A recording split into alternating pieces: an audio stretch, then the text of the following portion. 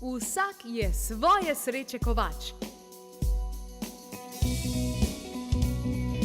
Dobrodošli v kovnici sreče in zdravja, klepet ob kavi. Hvaležno pozdravljeni, dobrodošli. Zelo preprosto. Sladkorna bolezen, epidemija v Sloveniji le tega. In najbolj žalostno dejstvo, sami mi bi lahko to preprečili in spremenili številke. Več kot 100 000 ljudi ima namreč to postavljeno diagnozo in danes bomo govorili, katere življenjske spremembe, nove navade, rutine, ki so po domače povedano simple kot pasulj, lahko vnesete v svoje življenje in na takšen način začnete zavestno živeti in ustvarjati realnost, kjer sladkorne bolezni enostavno ni. V moji družbi pa, evo, jo že slišim, Jelena Dimitrijevič, lepo pozdravljena, dobrodošla. Hvala lepa, ker si prišla, izvoli. Hvala. Nič sladkega ti nisem pripravlja, čaj brez cukra, to kar ponavadi. Tukaj imam pa tudi CBD pa čago, ampak je povezano nekako s to tematiko, o kateri bomo tudi govorili. Res je, tako je. Preden začneva, dajmo se zavedati, kak problem pravzaprav to je v Sloveniji in sicer imam tukaj podatke. Delež prebivalcev s sladkorno boleznijo starostjo narašča, tako jo ima. 22,2% prebivalcev starejših od 75 let, 16% starih od 65 do 74 let. In wow. Ja, ampak ti moram reči, čeprav grozljivo izgledajo tiste številke, so lahko v praksi še više. Zaradi tega, ker ne govorimo mogoče klasično o sladkorni bolezni, ampak govorimo tudi o inzulinski rezistenci, ki je lahko predstopnja za nastanek spet sladkorne bolezni. In marsikdo se tega niti ne zaveda. Tako da so, nažalost, številke še više.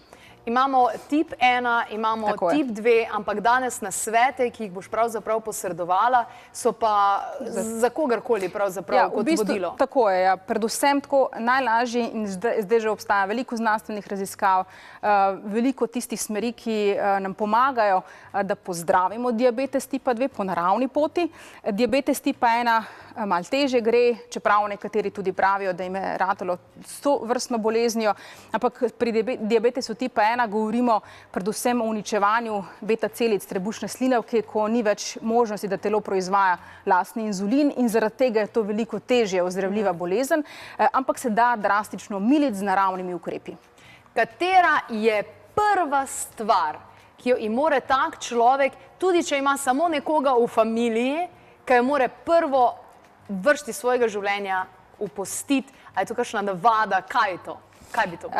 Ja, v bistvu probleme, ker govorimo o diabetesu kot metaboličnem procesu oziroma metaboličnih težavah, tukaj seveda moramo paziti, prva stvar je hrana. Kakšno hrano uživamo. In tukaj ne govorimo samo klasično o sladkorju, pa pol zboliš za sladkorno boleznijo. Tukaj se gre bolj za to, če jemo preveč predelanih živil, če smo veliko pod stresom. Ni samo hrana, ampak je tudi stres, zaradi tega, ker ko se dvigne kortizol, se dvigne krvni sladkor in potem se izloča več inzulina in se s časom tudi lahko ustvarja več inzulinske rezistence, ki spet lahko pripelje do bolezni. Ampak to je preprosto reči, znižaj kortizol v tempu sodobnega, prehitrega tempa življenja. Ampak danes je res ogromno tehnik, vprašanje, kaj si resnično želimo. Zavedanje je prva stvar. A živimo bolj optimalno, bolj nekako v skladu s svojo lastno naravo ali pa ne? Ti zaradi tega tudi imaš tiste oddaje, ki obravnavajo različne tematike, ki nam ravno sporočajo, kje naj bi lahko popravili recimo svoje ali življenjske okoliščine, ali način delovanja, ali nasplošno odzivanja na stresne situacije, tako da vsak lahko, če želi videti resnično, lahko vidi, kje so mogoče potencialne napakice, ki jih dela in to popravi. Se pravi, če imaš razburljivo službo, jo pustiš, samo če jo pustiš, sebe zmer zraven neseš. V bistvu ni nujno, da pustiš, pomembno je, da spremeniš svoj odnos do situacij, ki so v sami službi. Ker na koncu se zmeri gre za to, kako mi reagiramo na stresne okoliščine. In vsak od nas lahko uravnava te stvari, če ima kapaciteto za to. Če pa nima, potem lahko so kakšne druge obravnave, reševanje tudi kakšnih notranjih vzorcev, ki nam na tej poti pomagajo. Katera živila, govorimo o hrani in s hrano se da res čuden res. O katerih živilih govorimo, ki ne bi bile na jedilniku nekoga, ki ima ta izziv? Tukaj seveda govorimo predvsem o predelanih ogljikovih hidratih. Veš, da jaz zagovarjam predvsem rastlinsko prehranjevanje in tukaj se mora narediti ta razlika. za nekoga, ki ima diabetes, lahko uživa polnovredne ogljikove hidrate, ki jih najdemo v sadju, zelenjavi, stročnicah, žitih. In imamo tiste, ki so predelane. Marsikdo misli, da se prehranjuje rastlinsko, to ni zame, jaz sem diabetik, ker jaz ne jem belega riža, ne jem belega kruha, ne jem sladkorja in tako dalje. Tako da tukaj je treba narediti res... Se pravi kaj? Vse belo ven? Tako je, vse belo ven, vse, kar je predelano, gre ven. Predelane maščobe so tudi izjemno problematične. Kje pa najdemo predelane maščobe? V vseh tistih industrijsko pripravljenih živili. Se pravi, ne moremo zdaj priti v trgovino in vzeti to, kar nam nekako na oč pade, pa nam je zanimivo, pa je tudi okus tak prijeten. Je pa če ima lepo embalažo. Ja, seveda. Je treba brati embalaže, sestavo, deklaracijo. Kaj potem ven, meso ven? Ja, v bistvu je takole. Zdaj jaz spet ponavljam, zagovarjam rastlinsko prehranjevanje, predvsem zaradi tega, ker malo širše gledam na celotno problematiko, ne samo zaradi tega, da živali trpijo, česar si ne želim in marsikdo na tem svetu, hvala Bogu, pa je ta trend v porastu.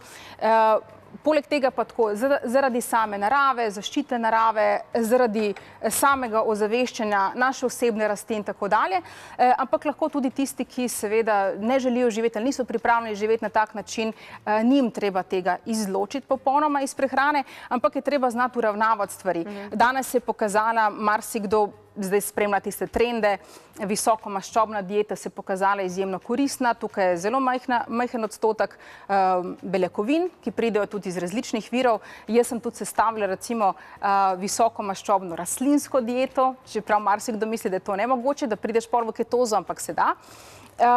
Ampak je tukaj poudarek na ogromno zelenjave, ki so tak rastlinski vir ogljikovih hidratov, ki ni nabit recimo z kalorijami. V praksi, katera zelenjava naj se pogosto znajde na jedilnikih teh ljudi? Predvsem tudi tista zelenjava, ki vsebuje dosti kroma za uravnavanje krvnega sladkorja. Katera točno? Tukaj govorimo recimo veliko brokolja, je fajn pojesti, tudi recimo kakšni citrusi, kot so grenivke, čeprav je krompir živilo, ki vsebuje veliko škroba. Če pa imamo dieto, ki je prilagojena, da zdravimo diabetes, lahko je tudi to vključeno. Melasa, datli recimo so zelo dober vir, zeleni stročji fižol in tako dalje. Se pravi, okra je, mogoče marsikdo ne pozna tiste zelenjave, ampak je fantastično za uravnavanje krvnega sladkorja. Okra? Okra se imenuje, ja. Wow! Se dobi tudi pri nas na tržnici. Ok, super. Skuhamo tudi, recimo, ko kuhamo kakšne nolončnice, damo zraven in to je fajn Odlično. zadeva. Se pravi, to vse smo vrgli ven, zdaj pa kaj bomo dali noter, ne? Tako. Ker nekaj damo ven, moramo nekaj pripeljati noter, oziroma je na takšen način lažje, da zamenjujemo, ne? Res je. Kaj bi še dodala pri ljudeh? Zdaj tukaj imamo CBD pa čago z namenom, verjetno, ne? Tako je. Poleg seveda pravilne prehrane, jaz recimo, če se odločimo za rastlinsko pot, ki vsebuje več ogljikovih hidratov, ogromno je znanstvenih študij, ki so zdaj že 30-40 let na tem področju, zagovarjajo polnovredno rastlinsko prehrano z nizko vsebnostjo maščob in beljakovin. To pomeni 10 do 15 odstotkov dnevnih kalorij iz maščob, 10 do 15 odstotkov dnevnih kalorij iz beljakovin in ostalo so ogljikovi hidrati. Se pravi, če se odločimo za tako dieto in želimo zdraviti diabetes, potem mora biti res majhna vsebnost maščob. Kot sem prej omenjala, lahko je tudi druga varianta. Zelo nizka vsebnost ogljikovih hidratov, nekaj malo beljakovin, pa veliko maščob. Ena pa druga delujeta. Ne pa veliko ogljikovih hidratov, pa veliko maščob. To pa ne gre skupaj. Če želimo zdraviti diabetes, absolutno ne gre skupaj. Poanta tudi pri tem je dejansko, da če zaužijemo veliko maščob, pa užijemo veliko ogljikovih hidratov, ta sladkor se ne more spraviti znotraj celice, ker pol celice ratejo zamaščene in ni tega pravega inzulinskega odziva pol na receptorje na celici. Ampak si lahko seveda pomagamo tudi z drugimi živili, ko si že sama omenila. Probiotiki so meni tudi na prvem mestu, ker kakršnakoli naj je težava, metabolična, avtoimuna, ne glede na to, je treba pozdraviti naše črevesje. To je enkrat ena. To je prva stvar. Druga stvar je ta, da v bistvu, ker obstajajo tudi določene bakterije, ki se razmnožujejo v našem črevesju, ki stimulirajo večjo porabo tudi energije in hrane in ogljikovih hidratov. In to ni tako fajn v tem primeru. Pol pa je druga stvar, čaga je fantastična zaradi tega, ker so tudi ruski znanstveniki dokazali to povezavo, redno uživanje čage, tudi boljše uravnava krvni sladkor. Poleg tega pa imamo recimo tudi več vlaknine, dober zaužit, tudi z uravnavanje krvnega sladkorja. Fantastična varianta je tudi, če užijemo kakšne zelišča, tudi začimbe različne. Jaz poudarjam recimo, ne vem, moringa, gurmar, tudi cimet, spet večkrat omenjen v povezavi z diabetesom, ampak kardamom, rožmarin, žajbelj, ingver in tako dalje. Res je ogromno tega. Večina teh si sami vzgojimo. Tako, točno tako. Pa predvsem recimo CBD, jaz dostikrat omenjam CBD v tem smislu, da je treba tudi znižati nivo stresa, zmanjšati vnetja v telesu, da bi tudi odzivnost inzulina v telesu bila boljša. Zaradi tega nam tudi lahko pomaga. Pri tem velikokrat svetujem ljudem tudi rjave alge. Če imajo težave z diabetesom, predvsem rjave alge vsebujejo prav posebne snovi, imenujejo se fluorotanini, ki so znanstveno dokazano izboljšali tisto odzivnost našega telesa na inzulin, in če so se zgodile kakšne komplikacije, če imamo diabetes, pa so se zakomplicirale stvari, takrat nam tudi pomaga, da se te stvari uredijo. Ok, alge v smislu nekega kompleksa, torej zvečer, nočno popravilo, se pravi zvečer, CBD pa kdaj bi ga ti, kdaj ga priporočaš? Tudi se ponavadi priporoča zvečer, lahko pa se tudi vzame čez dan, posebej, ko imamo preveč stresa, če se ne znamo umiriti, ker v bistvu ta sistem endokanabinoidov, ki je na tak način povišana vrednost tistih snovi v našem telesu, ki se normalno proizvajajo, je kot ena zaščitna stena. Posebej, ko je kortizol zelo visok, če nimamo dovolj endokanabinoidov, potem se prebije ta zid in potem imamo lahko težave zaradi visokih vrednosti kortizola. Čaga je res super, tudi gledala sem te raziskave, ampak je kar draga, je kar velik zalogaj, v bistvu, da dobiš ta pravo črno tajsko čago. Se mi zdi, da je recimo te alge za zvečer pa CBD je zelo, zelo bolj dostopna zadeva, pa še v bistvu na vse ostalo, deluje v redu. Tako, res je, zaradi tega, ker dobimo tudi nekaj posebej iz alg, nekaj konkretnih hranilnih snovi, če nam jih recimo primanjkuje, zaradi tega so tu dobre. In CBD in recimo rjave alge vplivajo tudi na zmanjševanje kilogramov oziroma nam pomagajo, da se metabolični procesi izboljšajo v telesu. Zaradi tega še bolj poudarjamo recimo tole, ker vemo, da marsikdo, ki ima težave z diabetesom, ima tudi odvečno težo. Ni nujno, ni zmeri tako, ampak velika večina tistih, ki so zboleli za diabetesom, tu so zboleli zaradi tega, ker imajo preveč odvečne teže. Alge, torej krasna zadeva, ampak tu ne govorimo o 2 tednih dlje cajta, ne? Seveda, nikoli ne govorimo samo o 2 tednih ali nekaj dnevih, govorimo res o kurah. Včasih so kure 2-3 mesece, pa se to dokaj hitro uravna.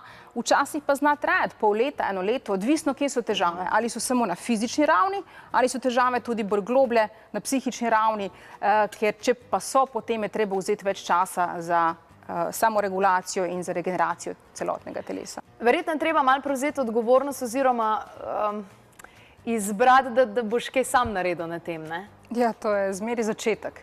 Če pričakuješ recimo, da bo uradna medicina ali kdorkoli drug ali kakšen alternativni zdravnik lahko pomaga v tem procesu, ampak če sam ničesar narediš, potem tudi tvoje telo se ne bo pravilno odzvalo. Tako da na vseh različnih nivojih jaz zmeri zastopam oziroma priporočam holistični pristop. Nikoli ni dovolj, da delamo samo na eni ravni, da samo prehrana ali dodajamo prehranska dopolnila, ampak je resnično treba delati na tudi globljih ravneh in pol povezovati stvari, odkje pridejo, zakaj se je ravno pri meni zgodila ta težava zdravstvena. In ne smemo pozabiti tudi, ko govorimo že o tem holističnem pristopu, še druge dejavnike. Se pravi, včasih je treba tudi telo razstrupati različnih toksičnih snovi, težkih kovin, ki so tudi lahko problematični in vplivajo tudi na hormonski status v našem telesu. Spanje je izjemno pomembno. Smo rekli, 100-krat ponavljamo, kortizol se dvigne, če ne spimo pravočasno, ob 9, ob 10 zvečer bi že morali spati, pa tudi hkrati aktivnost, telesna aktivnost, ki je prilagojena vsakemu posamezniku, tudi pomaga pri tem. V to mi je všeč pri tebi, ker gledaš celostno, greš dejansko na vse nivoje in ravno zaradi tega te tudi cenejo naše udeleženke najinega skupnega tečaja za vitkanje, za zdravo vitkanje. Se je že zgodilo, da udeleženke pridejo ravno s tem izzivom in evo, je vsekakor nekaj nekaj, kar se splača svojo energijo oziroma svoj fokus dejansko dati ravno v to. In kakšno je tvoje mnenje glede inzulina, ki se ga takole dodaja? Veliko mnenj smo že pravzaprav slišali, nekatera so bila striktno proti. Ne, jaz v bistvu nisem proti temu, da če res nujno v tem trenutku nekaj potrebujemo, tudi včasih mogoče, če treba rešiti življenje, vzamemo antibiotik, pa vemo, da ne bo naredijo dobro v našem črevesju. Tako je tudi z inzulinom. Ne moreš ti nekomu, ki je zbolel za diabetesom tipa 1, reči, veš kaj, ne uporabljati inzulina. To je zelo nevarna zadeva. Tukaj se gre bolj za uravnavanje stvari. Ko mi poštimamo to, kar je problematično, ko zamenjamo določene stvari, načine delovanja v našem življenju, spremenimo prehrano in tako dalje, potem se tudi ta potreba po zdravilih ali dodatnih kemičnih snovi se bo zmanjšala in to bo spontano. Tako da jaz bolj sem na tej strani, da na tak način uravnavamo zadeve. Kaj misliš, da bi se moralo zgoditi pri človeku, da bi dejansko rekel, ok, imam navodila, ki mi jih daje zdravnik, jih cenim in jih spoštujem, zdaj bom pa naredil prenovo svojega življenja in bom začel res zdravo živeti. Kaj misliš, da bi se mogli narediti, da bi prišlo do tega? Ja, v bistvu tako, prvo, ponavadi se ta proces zgodi takrat, ko smo že obupali nad uradno medicino oziroma ko smo že veliko stvari poskusili, pa vidimo, da ne pridemo nikamor oziroma smo tako na eni ravni in se ne premaknemo in stvari se ne izboljšujejo oziroma s časom se še bolj komplicirajo in ne počutimo se zdravo. Takrat se vklopi nekaj v nas, pa nam reče, ok, dajmo probati še nekaj drugega.